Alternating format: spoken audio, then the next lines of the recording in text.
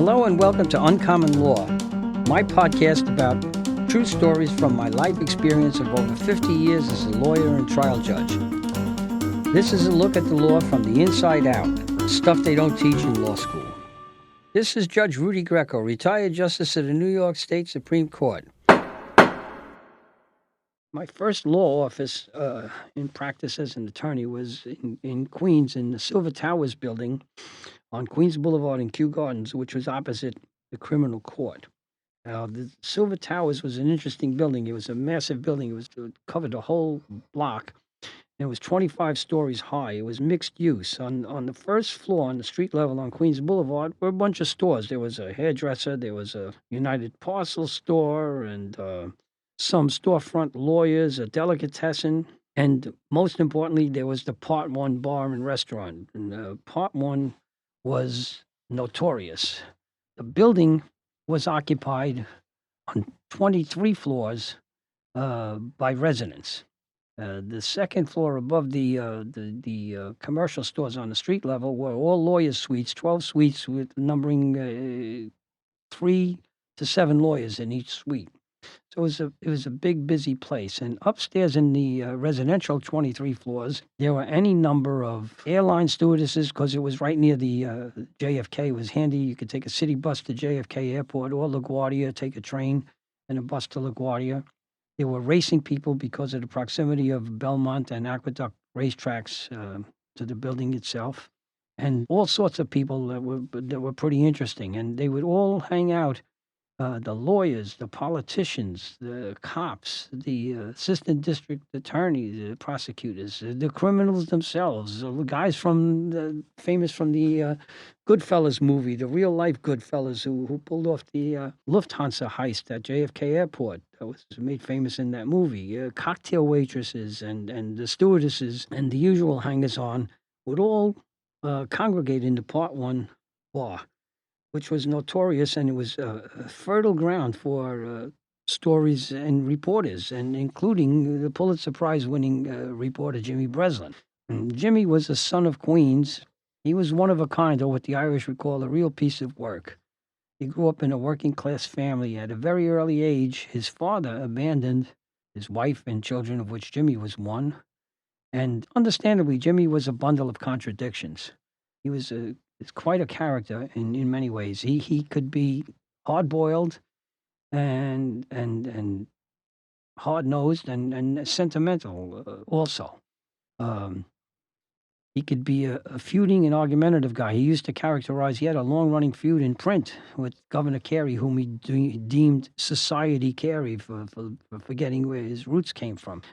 He was also a peacemaker. I mean, at one time, there was a cop off duty who was in a bar and got in an altercation with another guy, and a wise guy. And the cop shot the other guy in the hand, and this was a bad situation. The victim who was shot, happened to be one of the Goodfellas crew from Jimmy Burke, who was a friend of Jimmy Breslin's. They had grown up together in Queens. And the cop was a friend of Breslin's, and Breslin arranged for Jimmy to bring his underling, and Jimmy brought the cop, and they met, and they straightened out the whole situation by sitting down and talking it through. And Jimmy saved that cop's career. The cop went on to be, after he retired, a prominent city and national politician of some note, and he had a very, very good career. That was thanks to Jimmy's efforts making peace. Jimmy was also a soft-spoken guy for the most part, and he could be, especially with a few drinks, very brash and very loud. He could be very discreet. You could share a confidence with him, yet he could also reveal secrets that nobody should have known about, and he didn't even think about it, and he would do it. He did that a couple of times. He wrote about a Medal of Honor winner in Queens County, an Irish-American kid, and in the portrait of the kid's daily life, he made sure to highlight the fact that the kid had a bottle of Jameson's Irish whiskey on his night table next to his bed, which he didn't have to say. Another time, he wrote about a detective who died, who had been the district attorney's driver and bodyguard, personal bodyguard. And everybody loved this particular guy, and he died prematurely. He was sick, he had a bad heart. And Jimmy wrote a beautiful obituary about the guy in the newspapers.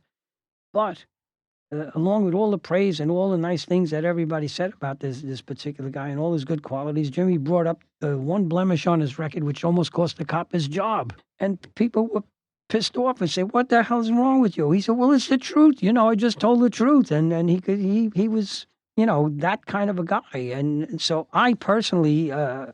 I treated him like a loaded gun. He could do a great amount of good and he could do a great amount of harm, and you had to be careful. His fame grew, and he wrote, under pressure all the time, a tremendous amount of good stuff. And in the end, he's basically competing with himself because when you get that good, and you have to, a certain level of excellence is expected, and that's hard to do. It's like any sports team, once you win the championship and you're expected to keep winning the championships, that's tougher than the first one. And Jimmy hung out on Queens Boulevard. He lived nearby in Forest Hills Gardens with his wife, Rosemary DiTalico, his first wife, and their kids. And he used to hang out on Queens Boulevard because it was nearby. He never drove. He was a quintessential New Yorker. He never drove a car. He used to take the subway. And he would walk to the Kew Gardens, to the Part 1, and to the bail bonds office, which was 40 yards away. And the guy that owned the bail bond office owned the Part 1, and that was Shelley Chevlow. And that was Jimmy's best friend. It was kind of his muse. And he would write about Shelley, the bail bondsman, all the time. And he called that stretch between the bail bonds office on Queens Boulevard and across the street to the Part 1 bar, Shelley's 40 yards. And one of the habitués of Shelley's bail bond office was a lawyer, criminal defense lawyer, Mel Lebetkin, who Jimmy immortalized in many, many columns as Klein the lawyer, under that sobriquet of Klein the lawyer. And typical Jimmy, they were all sitting around Shelley's office one day, and Shelley had been at that particular time, I think, on the NBC nightly news, periodically doing stories, little vignettes about New York. And this was the Wednesday before Thanksgiving, and he he was hanging around with Mel and Shelley, and said, "Listen, watch the nightly news tonight. I'm going to talk about you guys, okay?" So, they went home and they got all their families, Mel's family, and then Shelley got his father, mother, and his wife and his daughters, all watching the news. And here comes Breslin. He says, "So, I was in the office with Shelley, the bail bondsman, and Klein, the lawyer, who were both discussing how to get away from their families to be on a long weekend with their girlfriends in Florida this weekend." A little bomb goes off in both houses. And it's funny because afterwards I heard about this, and both of them, Shelley and Mel, reacted in the same way. They said, "How do you like that, Breslin? He sets us up with the whole family to watch this thing, and then he tells this phony story about us, making up this stuff about girlfriends and going to Florida and everything else. Oh, leave it to Breslin to do that nonsense and pull that crap with us, you know?" And they kind of waltzed their way through the story. Well, anyway, that was Jimmy. And he wrote about all sorts of stories. He wrote a couple of about my cases, a couple of good stories that were very helpful. I had a young Chinese American woman who was falsely accused of bribery when she complained about a sales tax refund that was overdue for 2 years and held up for no reason. And she said, "Do I have to bribe somebody?" And they wanted to arrest her for attempted bribery. It was a bunch of nonsense. And Jimmy was very good about writing that up. He also wrote about a wonderful story about a jockey that I represented and who was framed by the chief of security at the racetrack, who was an ex-FBI guy and also a gambler on the horses, who set this jockey up in a fit of pique because this jockey wouldn't share tips on his own horses with this guy who was gambling. And Jimmy also had a fabulous sense of humor, and he wrote about the Mets in a book called "Can Anybody Here Play This Game?" It was talking about the hapless early Mets when they were just formed, and they were terrible.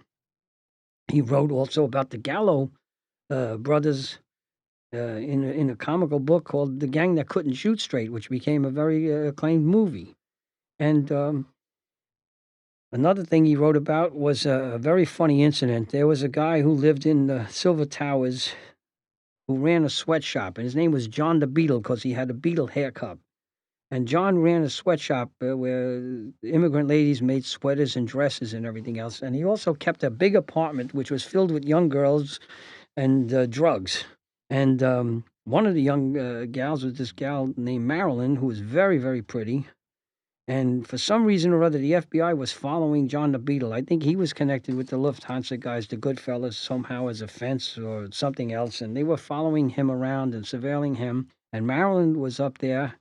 And the FBI followed a cab that either John or Marilyn was supposed to be in. And they followed the cab from Kew Gardens all the way to Manhattan to another apartment.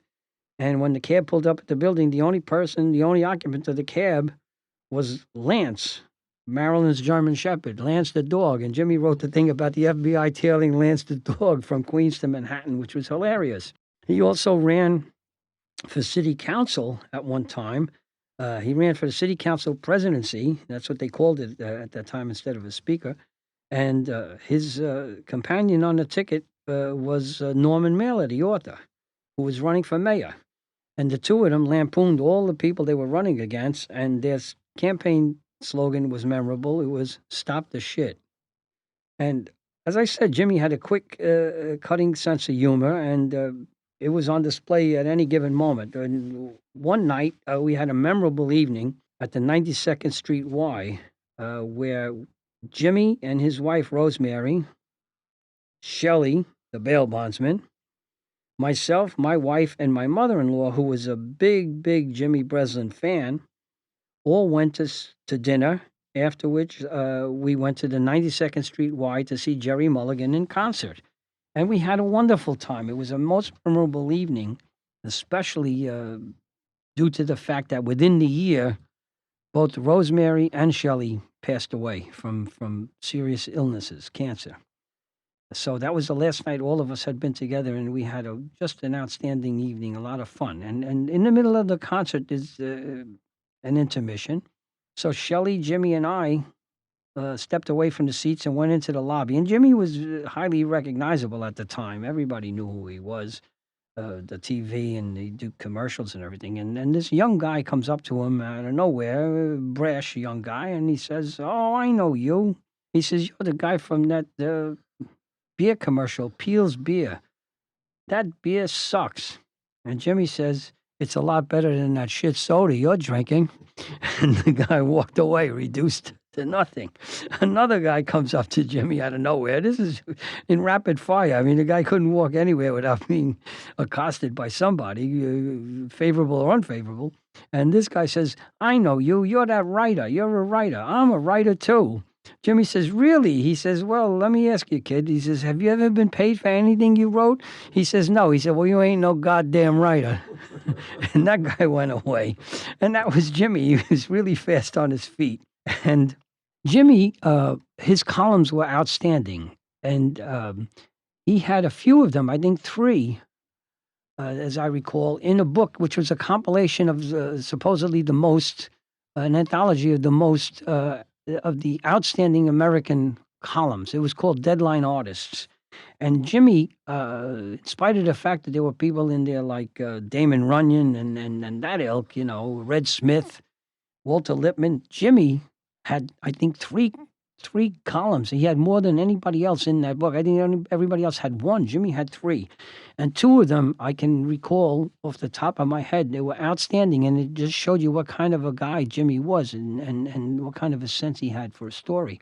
They both revolved around John F. Kennedy, President John F. Kennedy, and his assassination. While this was going on, Jimmy interviewed the doctor who was in the emergency room trying to save the president's life. He interviewed that doctor, and he got all the facts about the struggle to save Kennedy's life in great detail. And when Kennedy was buried, days later, everybody was talking in the papers about this notable and this king and this prince and this big shot and this prime minister and this president from another country. Jimmy interviewed the gravedigger at Arlington National Cemetery, and it was a spectacular column. It was basically a worm's eye view of the events from the bottom up, and that was Jimmy. He was very, very special. Also, he got a lot of notoriety because he was corresponding through the newspaper with Son of Sam, the famous serial killer in New York, and that brought him a lot of notoriety and favorable and unfavorable. But he was always out there in the center of all of this stuff. His second wife was Ronnie Eldridge, who was a New York City council person from the Upper West Side. She represented the People's Republic of the Upper West Side. But Ronnie was a Jewish gal with 3 kids of her own. She was a widow, and Jimmy was a widower, and they got married. And Jimmy's Irish and Italian kids combined with Ronnie's Jewish American kids. And it was kind of the opposite of the famous Yiddish theater play, Abe's Irish Rose. They all got together famously. Ronnie was a great influence on Jimmy. He gave up drinking probably 20 years before he died. And they lived on the west side in a building with a swimming pool so that Jimmy could go swimming every day and work out. And he actually cleaned up his health and his act, and he did very, very well. And he died in his 80s. At the funeral, it was right out of Charles Dickens. People from every strata of society showed up, just as they used to show up at the part one. Every strata of society was represented there, and it was Jimmy's whole life was he was like a latter day Charles Dickens. He saw in London, he saw New York from the ground level, and the whole funeral was packed, and brought to mind. Jimmy showed up, which brought to mind what he told me about being a reporter. And he said, these kids today, they go to journalism school like Columbia, he said, or University of, I think it's Arizona State or Syracuse. He says, and they have wonderful journalism schools. He says, and they get great educations, he says. But here's the story. He said, if there is a story, and it's out in Brownsville, and it's a blizzard or a rainstorm, or it's 98 degrees, hazy, hot, and humid, and this story's up on the 5th floor of a walk-up. He says, I'm on the subway, and I'm out to Brownsville, and I'm climbing those 5 or 6 flights of stairs to get that story. He says, I show up. He said, there's no substitute for shoe leather. He said, you have to show up in life. He says, these kids want to phone it in or get it by phone. He says, and that's the only difference between me and them. He says, I learned coming up in the Long Island Press, started out as a copy boy. I loved the excitement of the business, and I learned the business from the inside out and from the bottom up, he said. And the difference is showing up. And he showed up for his own funeral, which was attended by the governor and every notable person in New York society from every strata of the society. So, like a good photographer needs a good eye, Jimmy was an outstanding writer and columnist and journalist and novelist because he had the ear, the eye, the nose for a good story, and also he had a good pair of legs, and he would show up. Thanks for listening. Come back next week for another episode of Uncommon Law, lessons they don't teach in law school. I'm Judge Rudy Greco. Court is adjourned.